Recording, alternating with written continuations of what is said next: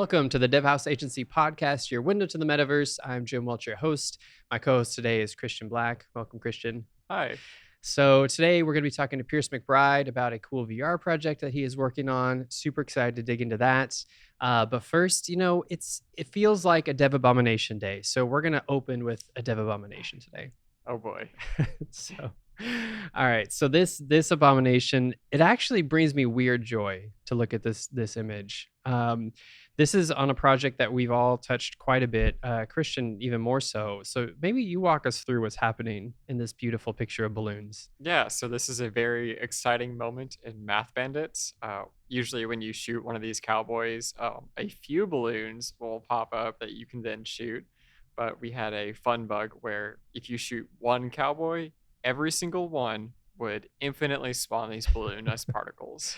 Yeah, and I think it crashed pretty closely after this immediately. picture. I got this frame and then I had to hard restart my computer. That's great. Yeah. So we're working on a VR game called Math Bandits, and this one is these custom balloons we made that are themed around the biomes that you can go through, and so there's something very like childlike joy I get from seeing balloons everywhere. Yep. So that is a fun bug that we have since fixed, thankfully, and that is our brief but fun Dev Abomination today.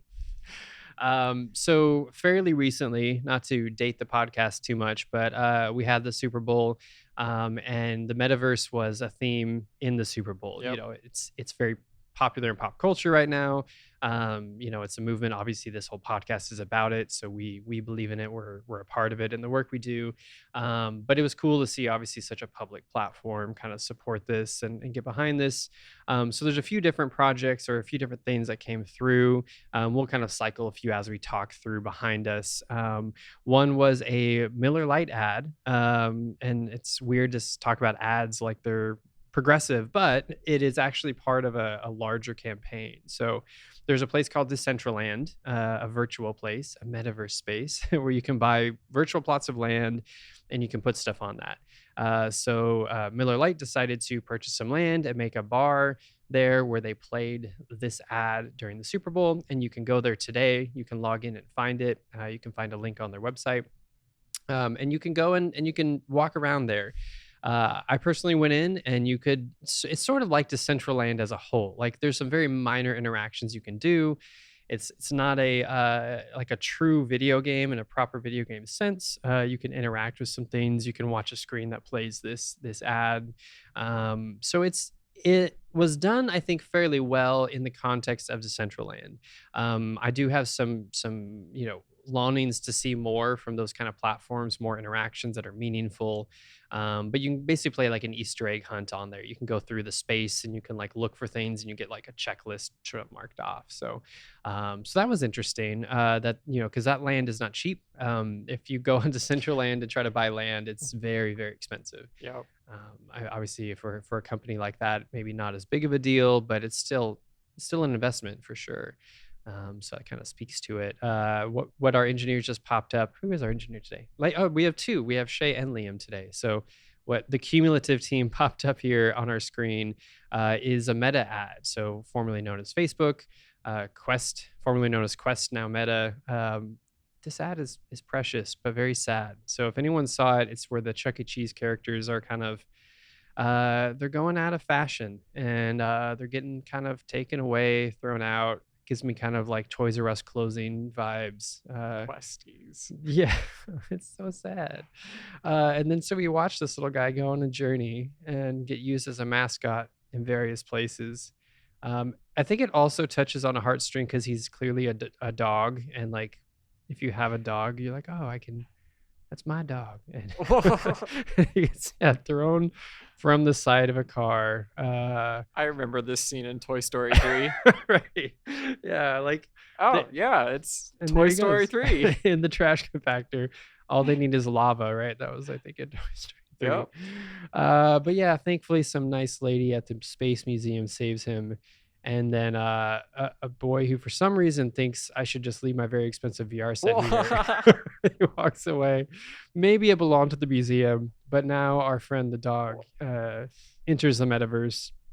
and he finds his friends and they play music together again, and it's a very sweet commercial. But yeah, so that was cool. um I guess we should watch the end. I don't, if people are watching our YouTube channel, they need to get the climax of it. There they are, and now they're performing together as before in the Chuck E. Cheese, but not branded Chuck E. Cheese metaverse. Yeah. So I don't know, fairly well done commercial. It was fun to watch. I liked it. And then also during the halftime show, for us 80s and 90s kids with all the artists that we grew up on, they had a camera inside of on the field that you could tap into through an app and like look around. And basically it just it allowed you to sort of feel like you're immersed in the space. I believe Pepsi is who paid for that to come into creation. It had some loading issues. I wasn't able to get in myself, and many others weren't either. Basically, they were watching loading bars, but cool idea. It's just some of the logistics of these things, especially when it's like a one-time event. It's challenging sometimes with Yep. load. So yeah, that's the Super Bowl metaverse, and all its glory. And so let's dive into gear. So for our gear today, I'll let you kind of lead this one, Christian. It's talking about Cinemachine, and before, hey, I hand it off to you, I want to give context on like why we're talking about this. We have a demo out for one of our games, not a public demo for publishers. And we use this tool, and we got a compliment from one of the publishers that we're talking to, like, hey, your camera work is really cool. And this is one of the tools that we use to accomplish some of our camera work. So I thought, hey, we should share this for for people who haven't heard of it. But yeah, so Christian, talk to us about Cinemachine and what it Cool. is. So, Cinemachine lets you easily put more cinematography into your video games as a start. First of all, if you play a video game and there's a sequence of it, it's usually called a cutscene. For a very long time, Unity had a hard time implementing these. You'd have to have like a master animator component, and it was just very hard to work in. A few years ago, they added the Cinemachine tool that lets you control like when characters are moving places, but it also gives you control over all this camera work. So you can get very specific angles, or you can get like, say, I want a sweeping shot over this character's right shoulder as they turn this corner. As simple as drawing a train track and just telling the camera go from this point to this point while looking at this character. Right. Yeah, where you would have had to animate that by hand Yep. before, like, okay, rotate the camera on this keyframe, Yep. and then hope it's smooth enough. And if a character moves, you would have to write a custom Yep. script. So it really, I know when I first heard about Cinemachine, I think it was actually, we're looking at the page on our video right now, and it has, you can see the video of Adam, the Unity's video project. I think that's when I first heard about it, and I was like, I guess if I'm making movies, it's necessary, but I didn't really get it. But once you use it and you're creating these cutscenes, and even in gameplay, like for Paracosm, we're using it as the camera system for Yep. while you're playing the game. Yep. So like switching between, so like let's say you have a shot of your character that's kind of like up ahead, kind of looking towards them, and then they walk through a door, and now you want the camera to go behind them. Well, you literally just put two cameras in and set a function, and it automatically just does this nice transition between the two cameras with zero animation. And then a ton more. But those are just some time saving things. So don't think of it as like just if your game has cutscenes. I would Yep. say like if you just want more cinematic experiences and or cutscenes, this is a tool we recommend. Oh yeah. And it's free. It's part of Unity now. I mean, I think Unity owns it. They purchased it, a Western real-time strategy game developer company who I cannot remember the title of developed it, and Unity purchased it from them. That's awesome. Yeah, and Unity is good about finding tools they like and sort of bringing those in house so they can Yep. continue supporting them. I remember NGUI used to be a big thing, and that I remember was a developer. I went to one of his talks, and he's like, "Yeah, now I work for Unity." And Huh. so yeah. But anyway, so that's our gear. It's a software gear. I like including software with hardware because there's only so much meaningful hardware stuff to talk about on a weekly podcast. Yep. So it's good to get into the software, especially if people who watch this want to bit not only work with studios like ours, but actually build some of these experiences. So All right. Well, moving on, let's go ahead and bring on our guest today, Pierce. We'll pop him up here. There's Pierce. Welcome, sir. How are you doing? Hello. S- Pretty good. Yeah. Good. Well, Pierce, talk to us about who you are, what you do, what you're building, and then we'll dig into the meat of it. Sure. Yeah, my name is Pierce McBride. I'm the lead developer at Amoebus Labs, a VR studio based out of Atlanta, Georgia. And we have recently released our first game in App Labs early access, essentially, on Oculus Quest called Loam, which is a VR gardening game where you can cultivate your own sort of happy space. Yeah, and that's a lot of what I want to kind of explore today with you is I like how you phrased it, cultivate your happy space because a lot of early VR was either I felt like roller coasters or shooters. Hmm. When I first got my headset, that was like, okay, these are the best, and then everything else is like a video or something, and there wasn't much. Hmm. So it's interesting. We're also seeing this movement in like the indie game scene. These games that just put you in a pleasant space. You think Animal Yeah, Crossing and cozy games. yeah, Yeah. right. So I think especially when we were going through the pandemic, there was this like sense of a lack of community or like connection to people, and you needed something that had those like feel good feelings to help get you through. And so I think that's translated now to its own little niche that's growing, and I think having a lot of traction behind it. Um, Absolutely. so very cool. I'm very excited to talk to you about it. You mentioned App Labs. I would love to talk more about App Labs and your experience, why you chose to go that route versus maybe like a curated release, and your experience on that. Yeah, so App Labs, for anyone that doesn't know, is the equivalent of early access on Oculus Quest. At first, they had a like, very strictly curated storefront. SideQuest existed; it was always an Android device, so you could always sideload, but they didn't have any official way of doing that. App Labs is their way of expanding the like library of content without necessarily exposing unfinished work on the public storefront. So the main difference is that if you're trying to find an App Labs game, if you go through like a third party marketplace like SideQuest, oftentimes they'll link to it. There's other curation sites, but it doesn't show up on the main page, and you have to search the exact phrase or the exact name, word for word, of the title of the game you're looking for to find it in the official store. Otherwise, Oh it doesn't wow. show up. Yeah. So they really hide it from you. Gotcha. So um, yeah. just a question for that. Does that encourage you to name your game something very simple or easily searchable? That was one thing that made Loam a better title Okay. because it's much shorter. Yep. Um, but my the reasoning, this makes sense to me, is that they were primarily concerned with comfort and like the equivalent of like classical conditioning. Like you try one VR game and maybe it's like a little unoptimized in places, and if you are prone to getting motion sick, um, and that's your first experience, you might swear off of the medium, Right. Yep. or you might just be very, you know, less interested in trying Hmm. something new. So that's why their curation was so strict. And I think like this sort of separation makes a lot of sense. Seems like video game players are pretty comfortable with early access, and there are plenty of other ways that we've been able to market and other games have been able to market. You just get like a different kind of per user, I would say, or a different kind of player. Sure.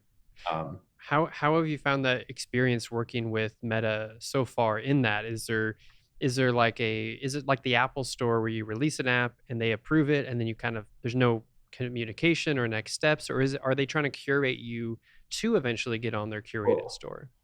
yeah, that's definitely what they want. Like we had a probably like maybe an unusual like direct connection with Meta or Facebook at the time because we were actually reached out to by a Facebook representative or an Oculus representative because we're a women-led company. My boss Annie Eaton is the CEO, and they were interested in expanding the market for the Quest, finding non-traditional gamers or just people who didn't want to play a shooter and didn't want to jump on a roller coaster. And they felt that reaching out to VR studios that were run by women or might lead to non-traditional games. And lo and behold, we're here.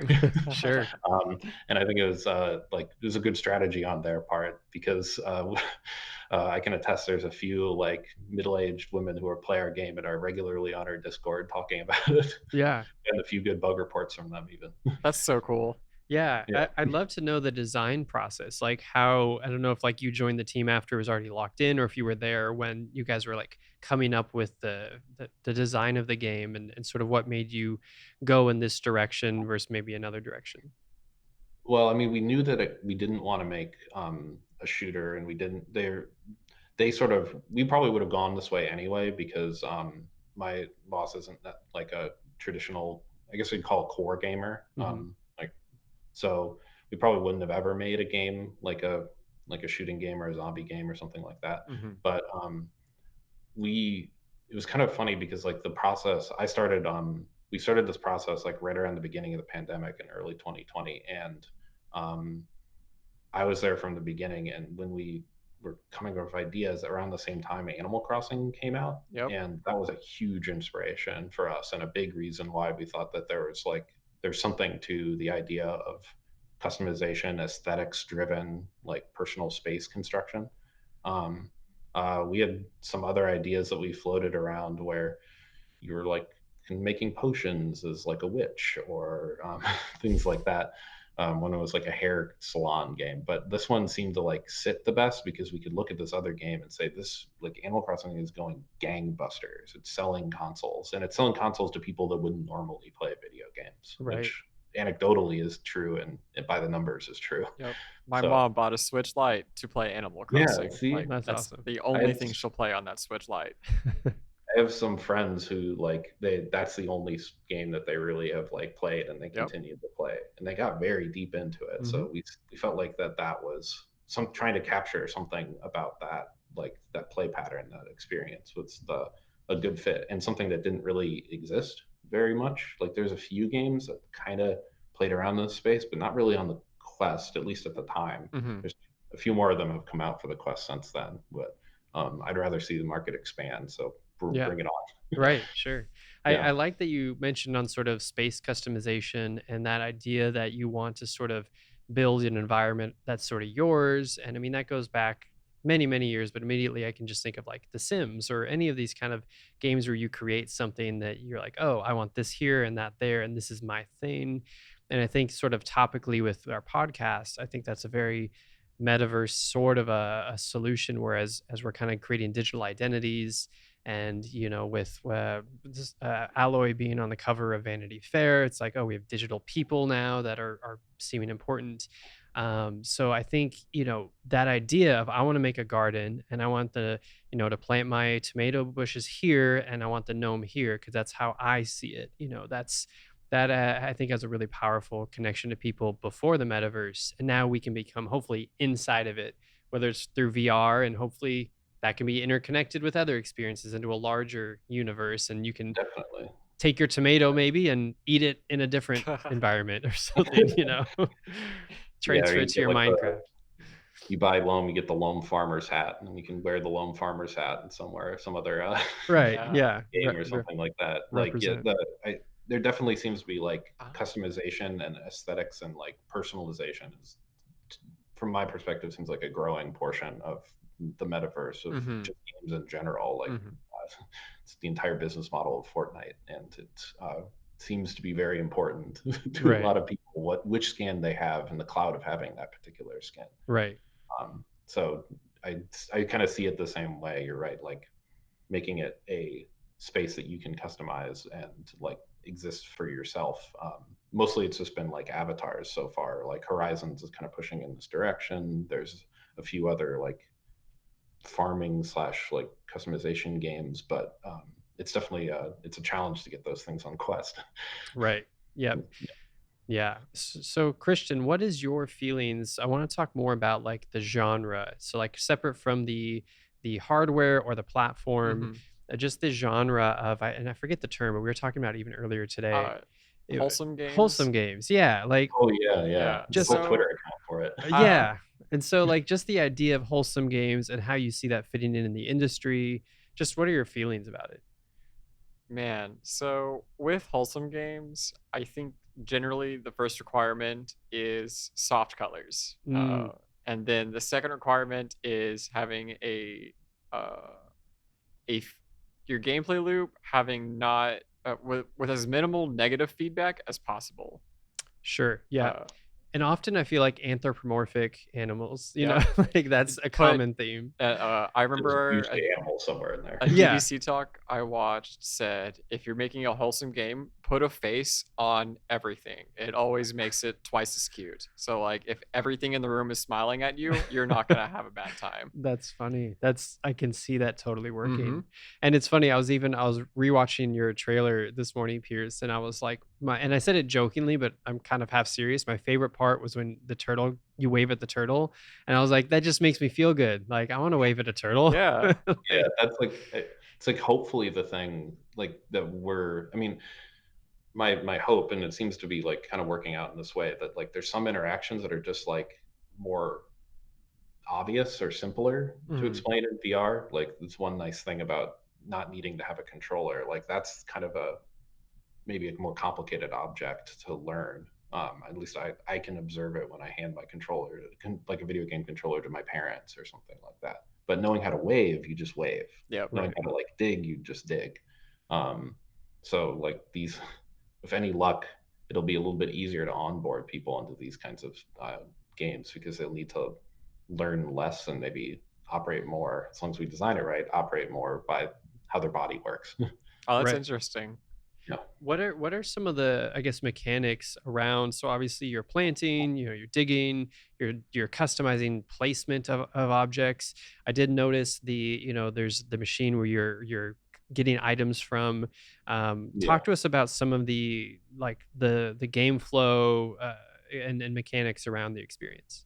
Yeah, so the our core loop right now is gardening to acquire gardening so you can sell harvest your crops and then sell them and decorate your garden, which both of which attract some like critters and little animals that come by. That's like the core loop, and that's what we like started out with and shipped with.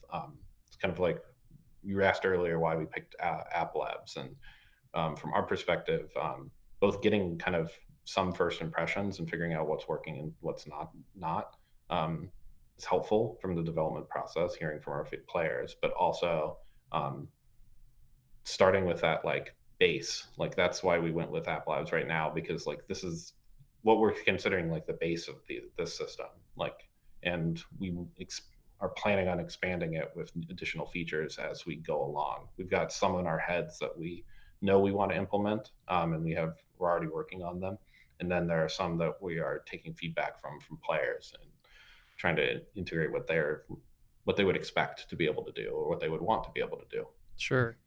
Do Yeah. you see, like, as a, I hate to use the word monetization because it's such a businessy term, and it's sort of takes away from some of the I guess design and enjoy the creation of the design. But do you see sort of the monetization structure of the game of like, hey, you buy new packs? Do you do like a monthly subscription where you guys keep releasing stuff like a season pass, or is it a premium purchase where you buy the game once? How do you see like the long term? Because I know you're in early access basically now, but the long term, Well, what works best for you?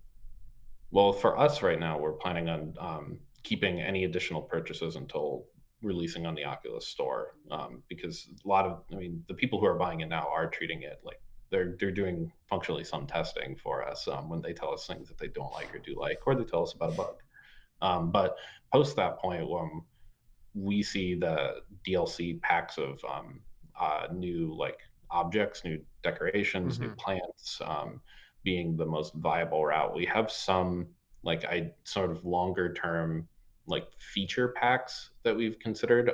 But it's funny you mentioned the Sims, like their monetization model where they break down their packs into like sort of three categories. They have like stuff packs, which is just objects. It's probably pretty cheap to make. It's the cheapest DLC to buy. Hmm. And then they have, I get the terminology wrong. I think it's like game packs and then like expansion packs. And like game packs are like, there's usually like one new mechanic, like laundry was a Hmm. game pack. It's like mechanical. It does like there's new objects in there, but it also like introduces the concept of laundry. And then there's like expansion packs which are much larger, and it scales up in price from that point. So we're like probably more likely to play around in the game and stuff pack territory. Yeah. But that's that's our like long term thinking Yeah. uh, about it. It's interesting. I ask because like especially the VR platform is such a small collection of games, and I feel like we're still discovering what might work. Where season passes is pretty popular now in the rest of the industry. It's like, does that really work for VR? Are people going to want to use that? Is something else work better? So I think we're all still discovering that, and Yeah, we might see some play to earn mechanic, trends coming in, and so it'll be interesting. It's always interesting to see where the industry goes to yeah. monetize. Admittedly, I don't think I've seen there are definitely other games that have like DLC packs and stuff like that. But apart from, I think, correct me if I'm wrong, I think it's just like the exercise Yeah, programs that I have know like Beat the Saber for actual sure skill has sets. them. Yeah, because like more Yeah, music tracks and things like that.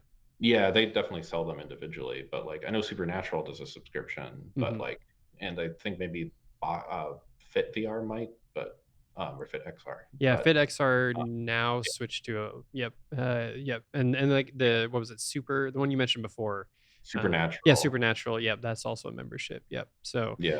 I think those ones, it's people think of it like a gym, so it's a little more, I think like apples to oranges personally, which yeah, right. Supernatural is a good workout. I can, Yeah, no, there was a few weeks, it's like any workout where I was, like, using it pretty regularly for a while. Think I still have a it's like a subscription. gym. Yeah, yep, and then you just stop going and you forget to cancel, and yeah, so, Yeah.